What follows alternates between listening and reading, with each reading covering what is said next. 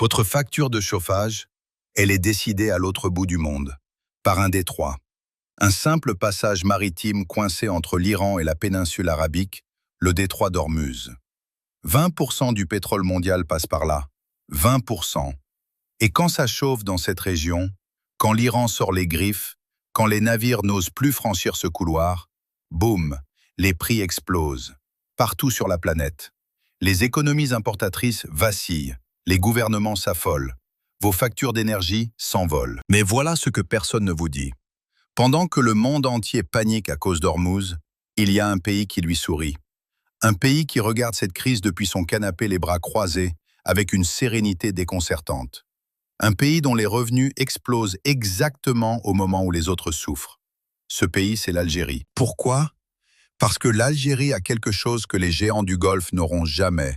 Une position géographique qui la met totalement à l'abri de la crise d'Ormuz, tout en lui permettant d'en encaisser chaque centime de bénéfice. Ce soir, on va décortiquer ça ensemble. Combien l'Algérie gagne vraiment? Qui dépend d'elle? Et pourquoi l'Europe n'a jamais été aussi vulnérable face à Alger qu'en ce moment? Abonnez-vous maintenant, ce que vous allez entendre va changer définitivement votre lecture de la carte du pouvoir énergétique mondial. Mais d'abord, comprenons pourquoi Ormuz terrorise les marchés. Parce que sans ça, vous ne pouvez pas saisir l'ampleur de l'avantage algérien. Imaginez un entonnoir, un seul, par lequel doit passer la quasi-totalité du pétrole et du gaz de l'Arabie Saoudite, du Qatar, des Émirats, de l'Iran, de l'Irak, du Koweït. Cet entonnoir, c'est Ormuz, 20 millions de barils par jour, chaque jour, entassés dans un couloir maritime étroit, vulnérable, et surveillé par un pays, l'Iran, qui n'hésite pas à brandir la menace du blocage dès que la tension monte avec Washington ou Tel Aviv. Et quand cette menace devient réelle, les conséquences sont immédiates, brutales. Le baril de Brent qui traînait autour de 60 $ ces derniers mois rebondit vers 110 $. Comme ça, en quelques heures. Et Goldman Sachs, pas des rigolos, a sorti un avertissement qui fait froid dans le dos. Une perturbation d'un mois à Ormuz et les prix du gaz en Europe et en Asie grimpent de 30%. 2 mois de blocage. Le gaz en Europe dépasse les 100 €. 100 €. C'est une catastrophe industrielle et sociale à grande échelle. Maintenant, et c'est là que tout bascule, l'Algérie entre en scène. Son gaz, il ne passe pas par Ormuz. Il n'en a jamais eu besoin. Pendant que les tankers saoudiens et qataris tremblent dans ce couloir sous tension, le gaz algérien lui coule tranquillement sous la Méditerranée. Par le Medgaz directement vers l'Espagne, 10,5 milliards de mètres cubes par an. Par le Transmed directement vers l'Italie, 23 milliards de mètres cubes par an.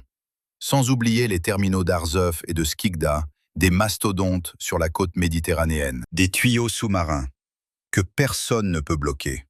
Quand tout le monde devient incertain, l'Algérie, elle reste disponible, fiable, sûre. C'est ça l'avantage décisif.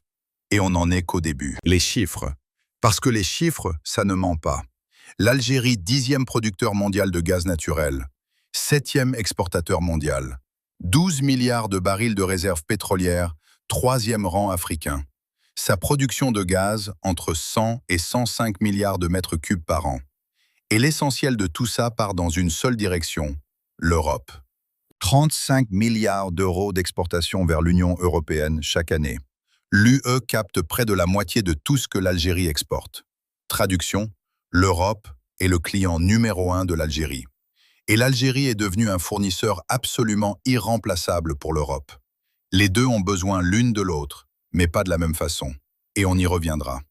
Maintenant, le levier qui fait vraiment mal. La loi de finances algérienne pour 2026 a été bâtie sur un prix de référence prudent, 60 $ le baril. 60 $. C'est la base de calcul, le plancher. Mais avec la crise d'Ormuz, le baril rebondit vers 110 $. Alors faites le calcul vous-même. Chaque dollar au-dessus de 60, c'est du revenu pur, du bonus. De l'argent que l'État algérien n'avait même pas budgété. Un baril à 110 $ au lieu de 60, c'est 50 $ de bénéfices supplémentaires. Sur chaque baril, sur des centaines de milliers de barils exportés chaque jour, on parle de milliards de dollars tombés du ciel, non prévus, non anticipés et pourtant bien réels. C'est pour ça que les experts sont formels dans cette crise. L'Algérie gagne. Pendant que les pays importateurs saignent sur leurs factures d'énergie, l'Algérie, elle encaisse, tranquillement, méthodiquement. Et ce n'est pas fini. L'Algérie n'attend pas. C'est ça qui change tout. Parce qu'un pays qui se contenterait de regarder les prix monter en frottant ses mains, ça s'appelle de la chance. Mais un pays qui profite de la crise pour accélérer, pour structurer, pour conquérir, ça, c'est une stratégie. Et l'Algérie est en train de jouer une stratégie. Premier mouvement, avril 2026. En pleine tension mondiale, l'Algérie lance l'Algeria Bid Round 2026. Un appel d'offres international, 6 périmètres d'exploration dans les bassins du sud du pays. Le timing, parfaitement calculé. Quand le monde entier cherche désespérément des alternatives au Golfe, vous ouvrez vos portes aux investisseurs. Et les géants se précipitent. Chevron, ExxonMobil, les mastodontes américains qui flairent le filon, le gaz de schiste algérien, l'offshore, les ressources encore inexploitées du Sahara. L'Algérie n'est plus seulement un fournisseur, elle devient une destination d'investissement. Deuxième mouvement. Sonatra, la compagnie nationale, le bras armé énergétique de l'État algérien, lance un plan d'investissement de 60 milliards de dollars. 60 milliards. Sur la période 2025 à 2029, près de 80% de cette somme va directement à l'exploration et au développement de nouveaux champs. Le reste, la nouvelle raffinerie de Hassi Messaoud, des usines de méthanol, des complexes pétrochimiques. Parce que l'Algérie ne veut plus seulement extraire et vendre, elle veut transformer, monter dans la chaîne de valeur, vendre non plus du gaz brut, mais des produits à haute valeur ajoutée. C'est le saut qualitatif que peu de pays producteurs réussissent à faire, et l'Algérie est en train de le tenter maintenant, pendant que la conjoncture lui donne les moyens de le financer. Troisième mouvement, et celui-là, il est particulièrement intéressant. Les partenariats stratégiques. Octobre 2025, Sonatrach signe un accord de partage de production avec Midad Energy, une société saoudienne. Le montant, 5,4 milliards de dollars. L'objectif, explorer le bassin d'Ilizi et viser environ 1 milliard de barils équivalent pétrole sur 30 ans. Réfléchissez une seconde à ce que ça signifie. L'Arabie saoudite, le géant du Golfe, le pays qui souffre directement de la vulnérabilité d'Ormuz, investit massivement en Algérie. Comme si même les Saoudiens avaient compris que l'avenir énergétique passe aussi par la rive sud de la Méditerranée. Et en parallèle, l'Algérie multiplie les contrats avec Eni, le géant italien, et d'autres partenaires européens pour gonfler encore ses volumes d'exportation. L'Algérie ne négocie plus en position de faiblesse. Elle choisit ses partenaires. Elle fixe ses conditions. Elle construit un réseau d'alliances qui la rend encore plus incontournable. Mais alors, qui dépend vraiment de l'Algérie aujourd'hui? Parce que c'est là, précisément, là que se mesure son vrai pouvoir. Et la réponse va vous surprendre. Alors, qui dépend de l'Algérie, l'Espagne d'abord? Le Medgaz arrive directement sur ses côtes. Pas d'intermédiaire, pas de détroit risqué, pas d'incertitude. Juste du gaz algérien en flux continu. L'Italie ensuite. Et là, c'est encore plus fort. L'Algérie est devenue le premier fournisseur de gaz de l'Italie. Le premier. Devant tout le monde. Roma dépend d'Alger pour chauffer ses maisons et faire tourner ses usines. Et ce n'est pas que l'Espagne et l'Italie. C'est toute l'Europe du Sud. Tout un bloc continental qui a regardé la guerre en Ukraine, explosé ses certitudes énergétiques, qui a claqué la porte au gaz russe et qui s'est retrouvé à chercher dans l'urgence un fournisseur fiable, proche, stable. Et il n'y en avait qu'un qui cochait toutes les cases. Géographiquement proche, connecté par gazoduc, à l'abri des crises du Golfe, politiquement stable, l'Algérie. Ce n'est pas un hasard, c'est une position. Et cette position se traduit en pouvoir de négociation, un pouvoir considérable. Parce que quand vous fournissez l'énergie qui fait tourner les usines et qui chauffe les maisons de vos voisins, vous détenez une carte maîtresse. Vous le savez, eux le savent. Et l'Algérie joue cette carte. Pas en faisant du chantage, ce n'est pas le style, mais en exigeant de meilleures conditions commerciales, des investissements, des transferts de technologie, et surtout un respect diplomatique qu'on ne lui accordait pas il y a encore 10 ans. Le rapport de force a changé, définitivement. Maintenant soyons honnêtes, parce que si je vous donnais uniquement le tableau glorieux, sans vous parler des failles, ce ne serait pas de l'analyse, ce serait de la propagande. Et vous méritez mieux que ça. L'Algérie a des défis, des vrais, et ils sont importants. Premier défi, les capacités de production. En 2025, les exportations de GNL ont atteint environ 9,5 millions de tonnes. C'est bien, mais c'est en dessous de ce que l'Algérie faisait il y a 2 ans. Pourquoi? Des opérations de maintenance sur les installations de Skikda et d'Arzev, 2 sites absolument critiques. Résultat, au moment précis où les prix explosent, au moment précis où l'Europe est prête à payer le prix fort, l'Algérie ne peut pas produire autant qu'elle le voudrait. C'est une occasion partiellement manquée, et c'est exactement pour corriger ça que le plan de 60 milliards de dollars existe. Moderniser, agrandir, produire plus, produire mieux. Deuxième défi, la dépendance aux hydrocarbures. Et celui-là, c'est structurel. Plus de 90% des recettes en devises de l'Algérie viennent du pétrole et du gaz. Plus de 90%. Ça veut dire quoi concrètement? Quand les prix montent comme maintenant, c'est une bénédiction. Les caisses se remplissent, l'État respire, les projets s'accélèrent. Mais si les prix s'effondrent durablement, c'est une toute autre histoire. Les finances publiques algériennes deviennent immédiatement vulnérables, très vulnérables. C'est le talon d'Achille. Et l'Algérie le sait. Et c'est exactement pour ça que l'Algérie ne mise plus tout sur une seule carte. Les mines, le phosphate, l'hydrogène vert, l'industrie manufacturière. L'Algérie diversifie massivement, délibérément, pour construire une économie qui ne soit plus à la merci d'un seul cours, d'un seul marché, d'un seul produit. L'objectif est clair, ne plus jamais se retrouver dans une position où l'effondrement du prix du baril signifie l'effondrement du pays. Mais il y a un troisième défi, et celui-là vient de l'Europe elle-même. Janvier 2027, l'Union européenne prévoit d'imposer une réglementation stricte sur les émissions de méthane à tous ses fournisseurs de gaz.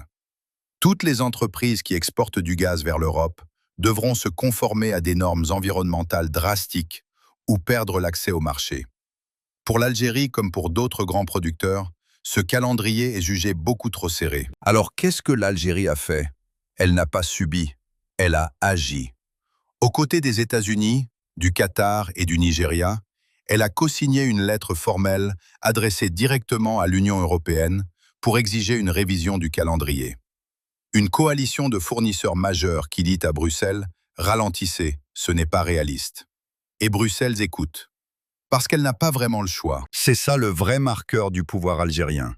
Pas seulement les gazoducs, pas seulement les milliards, mais le fait que quand Alger prend la parole sur la scène internationale, l'Europe se retourne. Et ça, il y a 10 ans, c'était impensable. Alors voilà la leçon, la vraie. Dans le monde de l'énergie, la géographie, c'est un destin.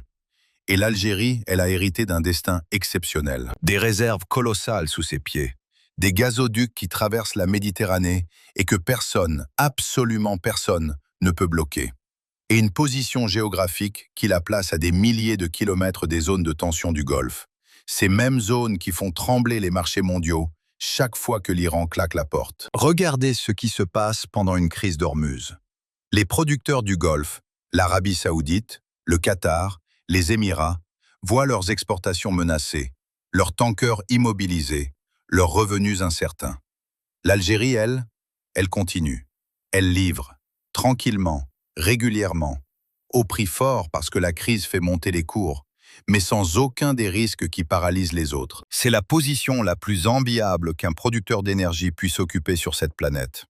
Encaisser tous les bénéfices d'une crise sans en subir aucun des risques. Et l'Algérie ne se contente pas de cette rente géographique. Elle la transforme en stratégie de puissance. Elle capte les investissements. Elle signe des partenariats à des milliards. Elle négocie avec l'Europe non plus en suppliant, mais d'égal à égal. Et les revenus exceptionnels d'aujourd'hui, elle les réinvestit pour financer la diversification qui garantira sa prospérité quand le pétrole ne sera plus roi. Ce n'est pas de la chance, c'est de la vision. L'Europe croyait avoir besoin de la Russie. Elle s'est trompée et elle l'a payé cash. Aujourd'hui, elle découvre qu'elle a besoin de l'Algérie. Et cette fois, ce n'est pas une erreur de calcul. C'est une réalité géopolitique profonde, structurelle, durable. Une dépendance qui ne s'inversera pas demain matin ni après-demain. Pourquoi? Parce que tant qu'il y aura des tensions au Moyen-Orient, et il y en aura, tant que le détroit d'Ormuz restera ce point de passage vulnérable qu'un seul pays peut menacer de bloquer, et il le restera, tant que l'Europe cherchera désespérément des fournisseurs fiables, proches, stables, et elle cherchera, l'Algérie restera exactement ce qu'elle est aujourd'hui, la grande gagnante silencieuse de la crise énergétique mondiale. Pas par chance, par position, par stratégie. La prochaine vidéo va vous emmener encore plus loin. Parce que le gaz et le pétrole, c'est le présent de l'Algérie. Mais l'hydrogène vert, ça pourrait être son futur. Un futur qui rapporte potentiellement encore plus que tout ce qu'on vient de voir. Comment l'Algérie compte alimenter l'industrie européenne de demain avec cette énergie, c'est la prochaine vidéo. Abonnez-vous, vous ne voulez vraiment pas rater ça. Et avant de partir, la question qui va faire exploser les commentaires. Deux camps, deux visions.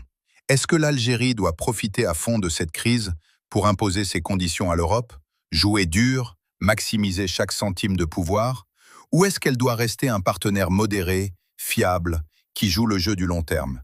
Dites-le en commentaire, je lis tout.